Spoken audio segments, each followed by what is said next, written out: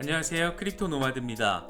비트코인이 48,000달러를 뚫어내면서 이번에는 50,000달러 고지에 안정적으로 자리 잡을 수 있을지가 관심입니다. 몇 가지 데이터들은 이번에는 흐름이 좋을 가능성이 높다라는 것을 가리키고 있어서 기대감을 더 갖게 만드는 상황입니다.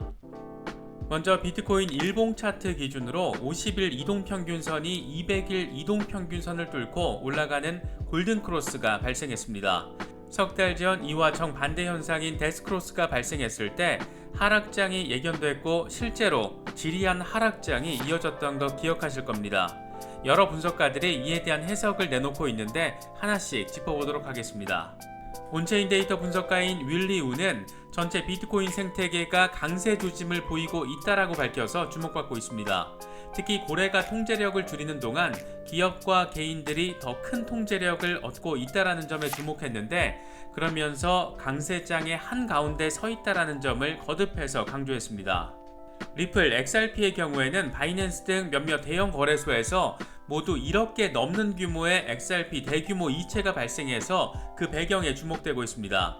일부 외신은 코인베이스가 곧 XRP를 재상장할 것이라는 루머가 돌고 있다라면서 이번 대규모 이체와 연결지어서 해석하고 있습니다. 어떤 내용인지 살펴보도록 하겠습니다.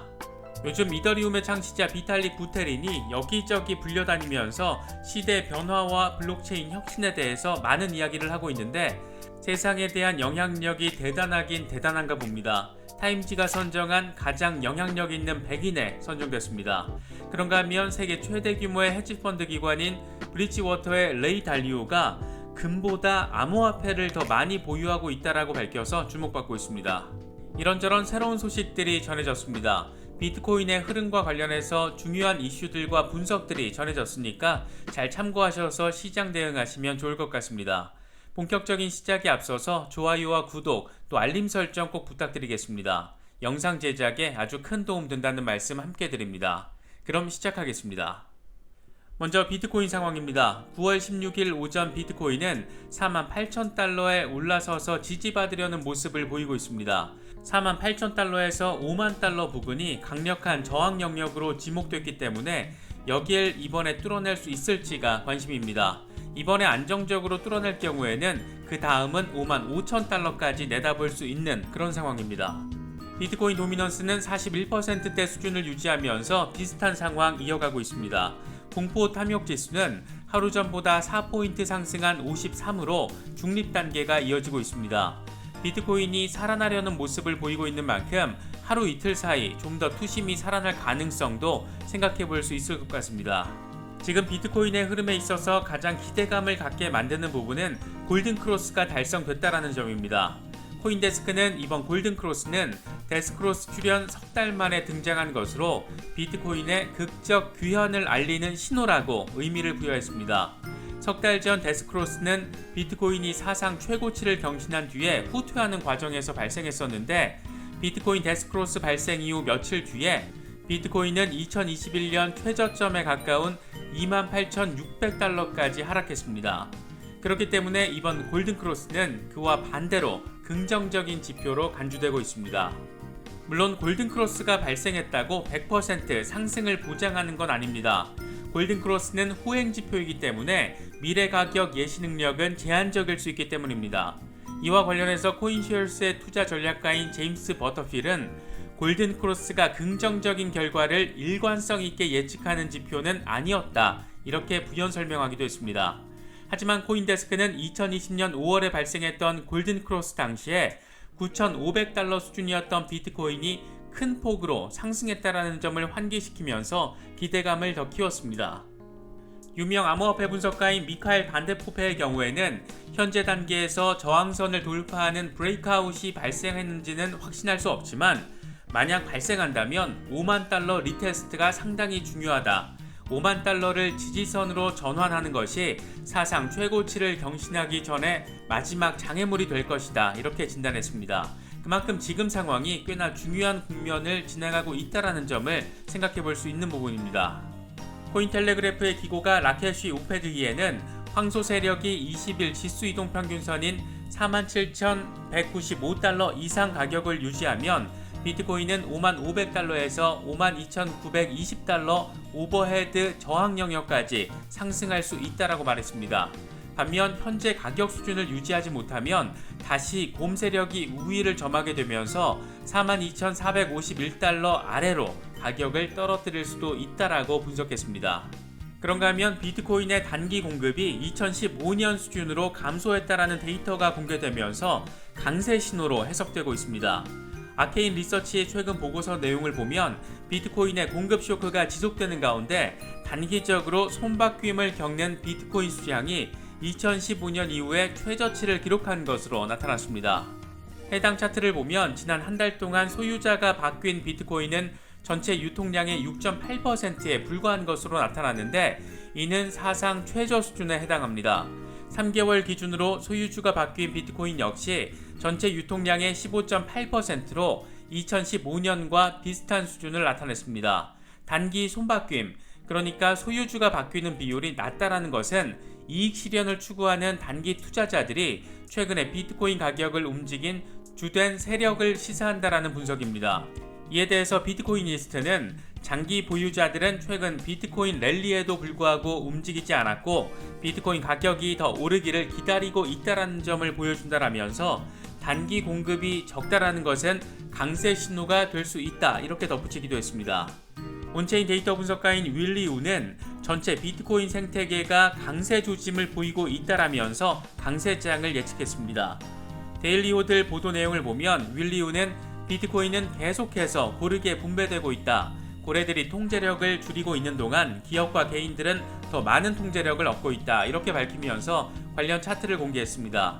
그러면서 비트코인의 공급이 고르게 여러 참여자들에게 분산된다는 것은 비트코인의 장기적인 펀더멘털에 좋은 신호라고 분석했습니다. 이어서 개인 트레이더들과 CBTC 미만을 보유한 단체들이 현재 비트코인 강세 시장의 국면을 주도하고 있다라고 강조했습니다. 이더리움이 워낙 핫한 트렌드를 이끈 한 해여서 그런지 이더리움 창시자 비탈릭 부테린에 대한 관심도 높습니다. 이번에는 타임지 선정 2021년 영향력 있는 100인의 이름을 올렸습니다. 타임지는 100인으로 선정된 부테린을 소개하는 글에서 부테린을 특별하게 만드는 것은 그가 빌더들의 빌더이기 때문이다. 또 부테린의 아이디어로부터 새로운 세계가 열렸다. 이렇게 의미를 부여했습니다. 타임지는 부테린을 비롯해서 일론 머스크, 메리바라 GM CEO 등을 혁신가 그룹에 포함시켰습니다. 부테린에 대한 관심이 높아지는 것만큼 이더리움에 대한 관심도 커지고 있습니다. 무엇보다 소각 이슈 때문인데 이더리움은 지난 8월 5일 런던 하드포크 이후에 30만 이더 넘게 소각된 것으로 나타났습니다. 10억 달러 넘는 규모의 이더가 불과 한 달 반도 안 돼서 사라진 겁니다. 1분 단위로 놓고 보면 5이더 가깝게 지금도 계속해서 소각되고 있습니다. 이더리움의 소각 이슈와 더불어서 연말 연초에 진행될 이더리움 2.0에 대한 업그레이드가 순조롭게 마무리되면 이더리움의 가치는 일각의 전망대로 2만 달러를 넘길 수도 있지 않을까, 그런 기대감도 여기저기서 나오고 있는 모습입니다. 거래량 폭증으로 네트워크 과부하가 발생해서 먹통이 됐던 솔라나는 대부분 정상화된 것으로 전해졌습니다. 이번 솔라나의 먹통 사태, 이 네트워크 트랜잭션이 급증하면서 메인넷 메모리가 부족해지는 바람에 발생했던 것으로 전해지고 있습니다. 당초 몇 시간 안에 문제가 해결될 것이라는 솔라나 측의 발표와는 달리 20시간 넘게 장애가 이어지면서 최근 급등에 따른 기대감과 이더리움 킬러, 이런 별칭에 오점을 남기게 됐습니다. 솔라나 먹통 사태가 해결 국면에 접어들면서 솔라나의 시세 역시 다시 반등하고 있는 모습을 보이고 있는데 홀더들은 그렇게 안심하고 있는 모습을 보이고 있습니다. 코인베이스가 과연 XRP를 재상장할지 여부는 연일 뜨거운 관심사로 이어지고 있습니다. 당초 SEC의 기소 대상이 된 코인베이스를 향한 XRP 홀더들의 요구에서 시작된 것인데 현실 상황에서도 재상장 가능성을 짐작하게 만드는 데이터와 루머들이 계속해서 나오고 있습니다. 가장 눈에 띄는 건 대형 거래소에서 어마어마한 물량의 XRP가 빠져나갔다는 겁니다. 뉴투데이 보도 내용을 보면 15시간에 걸쳐서 비트파이넥스와 바이낸스 등 대형 거래소에서 1억 1,700만 개 규모의 XRP가 이체됐습니다. 이 가운데 최대 규모 이체는 5천만 XRP였는데 바이낸스에서 커스터디 서비스인 비트고로 입금이 됐습니다. 이 밖에도 비트파이넥스에서 3,100만 개 정도가 비트 스탬프로 이체가 됐고, 비트 스탬프에서 비트고로 2,500만 XRP 이체가 이루어졌습니다. 이런 상황과 관련해서 비트코이니스트는 코인베이스가 곧 플랫폼에서 XRP 거래를 재개할 것이라는 루머가 돌고 있다. 코인베이스는 루머를 부인했지만 코인베이스와 SEC의 충돌을 고려하면 XRP 재상장은 적절한 대응이 될 것이다. 이렇게 분석했습니다. 나름 리플과 코인베이스의 연대 의미에서는 충분히 의미 부여가 될 수 있을 것 같은데, 이런 기대감을 높일 만한 조치를 코인베이스가 단행해서 상당히 눈에 띄고 있습니다. 코인베이스가 SEC와 갈등을 겪는 와중에 다크코인인 젠을 코인베이스 프로에 상장하기로 했다는 소식이 전해졌습니다. 다크코인은 이름처럼 다크한 기능을 가지고 있는데, 전송 주소를 섞고 거래 뒤에 전송 기록을 폐기하는 방법 등으로 거래 추적을 원천 봉쇄할 수 있기 때문입니다. 물론 보유자가 원할 경우에는 거래 내역을 공개할 수도 있습니다. 이렇다 보니까 다크코인은 그동안 자금 세탁 용도나 범죄에 악용될 수 있다는 점이 단점으로 지목되어 왔었는데, 당연히 금융당국도 수사당국도 싫어하는 코인일 수밖에 없습니다. SEC나 FBI가 좋아할 수 없는 그런 코인인 겁니다. 무엇보다 코인베이스가 SEC와 갈등을 겪고 있는 이런 상황에서 SEC가 싫어할 만한 코인을 대놓고 상장시키면서 어쩌면 XRP에 대한 상장이 이루어질 수도 있지 않을까, 그런 기대감이 여기저기서 나오고 있는 모습입니다. 안 그래도 연일 SEC가 코인베이스를 몰아붙이고 있는데, 보기 좋게 XRP를 상장해서 게리 겐슬러 위원장을 향해 한방 먹일 수 있으면 좋겠습니다.